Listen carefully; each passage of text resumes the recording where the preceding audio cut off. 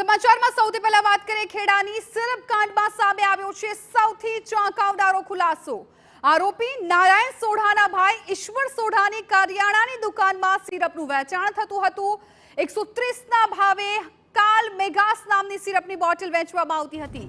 નારાયણ સોઢાએ આરોપી યોગેશ સિંધી પાસેથી ખરીદી હતી સિરપની બોટલ। આરોપી યોગેશ સિંધીએ વડોદરાના 2 ઇસમો પાસેથી આ સિરપનો જથ્થો છે ખરીદ્યો હતો।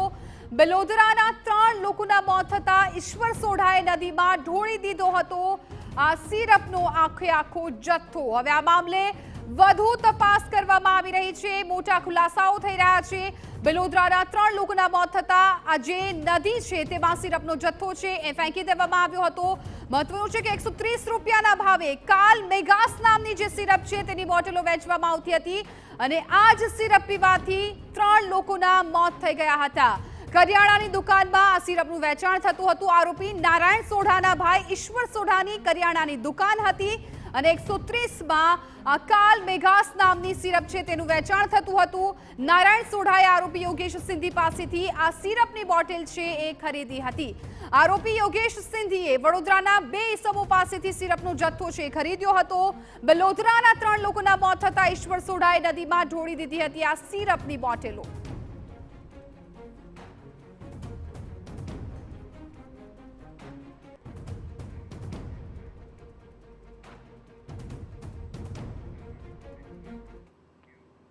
સંવાદદાતા ધર્મેન્દ્ર કપાસી આ મામલે વધુ વિગતો આપી રહ્યા છે। ધર્મેન્દ્ર, જે રીતે ઘણા સમયથી રાજ્યમાં આ સિરપ કૌભાંડ છે અને ખળભળાટ મચાવી રહ્યું છે આ સિરપ, લોકોના મોત લઈ રહ્યું છે, 5 લોકોના મોત થઈ ગયા છે। હવે જાણવા મળ્યું છે કે કાલ મેગાસ નામની સિરપ હતી જે કરિયાણાની દુકાનમાં તેનું વેચાણ થતું હતું અને આ જ સિરપ 3 લોકોએ પીધી હતી। હવે આ મામલે શું તપાસ થઈ રહી છે, આગળ શું જાણવા મળ્યું છે અને હજુ જે 2 લોકોના મોત થયા હતા એનું કારણ શું છે? સમગ્ર મામલાની વાત કરવામાં આવે તો કાલ મેગાસ નામની જે સિરપ પીવાને કારણે જે લોકોના મોત થયા છે તે મામલે ગઈકાલે રાત્રે નડિયાદ ગ્રામ્ય પોલીસ મથકની અંદર ફરિયાદ નોંધાઈ ચૂકી છે। સૌથી ગંભીર બાબત એ છે કે નડિયાદના યોગેશ સિંધીએ વડોદરાના 2 ભાઈઓ પાસેથી આ માલ ખરીદ્યો હતો। મહત્વની બાબત એ છે કે લેબલ જે હતું તે ડુપ્લિકેટ લેબલ છે, કારણ કે અંદર જે દ્રવ્ય નાખવામાં આવ્યું છે તે નશાકારક દ્રવ્ય હોવાનું સામે આવ્યું છે।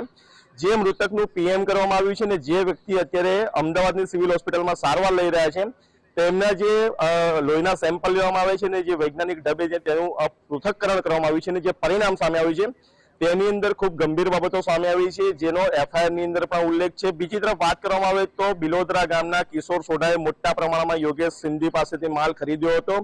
જો કે બિલોદરા ગામના 3 લોકોના મોત થતા તે ગભરાઈ ગયો હતો અને કોઈને જાણ ન થાય તે માટે થઈને તેણે સેઢી નદીની અંદર મોટા પ્રમાણમાં જે સિરપનો જથ્થો હતો તે ઢોળી દીધો હતો। સૌથી ગંભીર બાબત એ છે કે 3 લોકોની અટકાયત કરી હતી, તેના એફઆઈઆર ની અંદર પણ નામનો ઉલ્લેખ છે। બીજી તરફ વડોદરાના જે 2 યુવકોના નામ સામે આવે છે, જે 2 આરોપીઓના નામ સામે આવે છે તેઓ 2021ની અંદર પણ ડુપ્લિકેટ સેનિટાઈઝર બનાવતા ઝડપાયા હોવાની પ્રાથમિક માહિતી મળી રહી છે।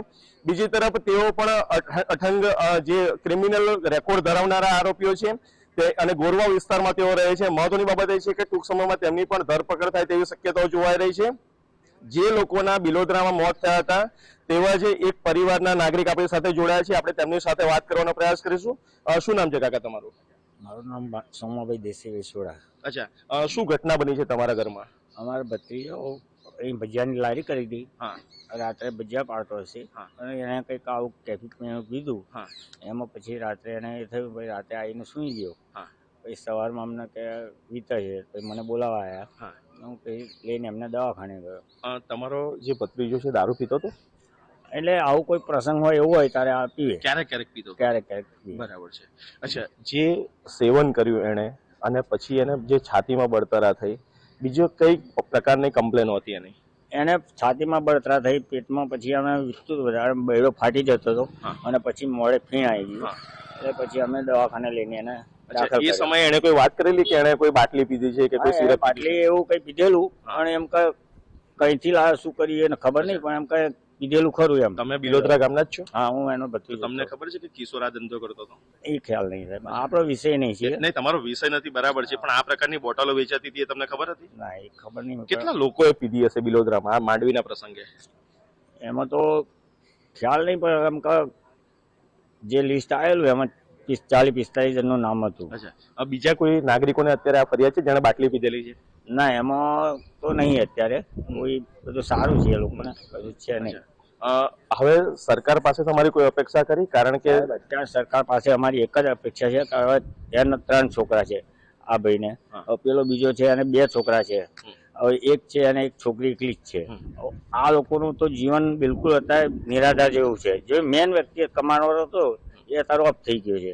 હવે ઘેર બાપુ છે ને એ અત્યારે ડાયાબિટીસ ને એવું બધું છે, એટલે એ કશું કરી શકતા નથી. જે આરોપીઓ છે એમને શું સજા થવી જોઈએ, તમે શું માનો છો? સાહેબ, હવે આરોપીઓને તો કંઈક આવું ફરી ના બને એના માટે કંઈક સારું કાર્ય થાય તો કંઈક બીજા છોકરાઓનું જીજુ તો બચશે.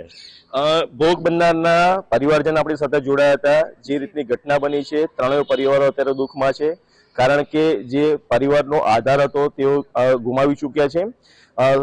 સરકાર પાસે અપેક્ષા રાખી રહ્યા છે મૃતકના પરિવારજનો કે આ પ્રકારની ઘટના ફરી વખત ન બને તે માટે સરકારે કોઈક પ્રયાસો કરવા જોઈએ, પરંતુ સરકાર દ્વારા કયા પ્રકારના પ્રયાસો કરવામાં આવશે તે પણ જોવાનું રહેશે. બીજી તરફ ખેડા પોલીસની જે કામગીરી છે તો આગામી સમયની અંદર કયા પ્રકારનું નવું ડેવલપમેન્ટ થશે તે પણ જોવાનું રહેશે. જી જિજ્ઞાસા.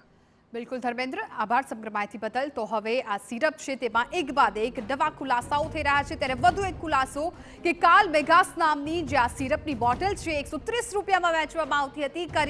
કરિયાણાની દુકાનમાં આ સિરપનું વેચાણ થતું હતું અને જે 5 લોકોના મોત થયા એમાંથી 3 લોકો એવા હતા કે જેમણે આ સિરપ છે એ પીધી હતી અને ત્યારબાદ તેમની તબિયત લથડી તેમને હોસ્પિટલ ખસેડવામાં આવ્યા અને તબીબે તેમને મૃત જાહેર કર્યા છે. હજુ પણ આ મામલે કેટલા ખુલાસાઓ થવાના બાકી રહેશે, કેમ કે પોલીસે 5 લોકોની અટકાયત કરી લીધી છે, ધરપકડ પણ કરવામાં આવી છે, ત્યારે વધુ પૂછપરછ બાદ વધુ ખુલાસા સામે આવશે.